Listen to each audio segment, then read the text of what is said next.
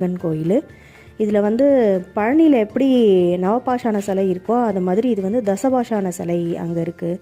So அதனால் அதில் அபிஷேகம் தீர்த்தம் வாங்கி குடித்தாலே நமக்கு உடம்புல இருக்கிற எல்லா பிரச்சனையும் சரியாயிடும்னு சொல்லி சொன்னாங்க. ஸோ அது ஒரு நம்பிக்கையாக இருந்ததுனால ஓகே நாங்கள் போய் பார்த்துட்டு வரலாம் அப்படின்னு சொல்லிட்டு நாங்கள் போயிருந்தோம். இப்போ நீங்கள் பார்க்குற வியூ பார்த்தீங்கன்னா மிஸ்ட் இருக்காது, ஒன்றுமே இல்லாமல் கிளியராக இருக்கும். நாங்கள் இன்னும் கொஞ்ச நேரத்தில் பார்த்தீங்கன்னா அப்படியே மிஸ்ட்டு வந்துடும். நாங்கள் உள்ளே போய் சாமி கும்பிட்டுட்டு வெளியில் வரதுக்குள்ளே ஃபுல் மிஸ்ட்டு கவர் ஆயிடுச்சு.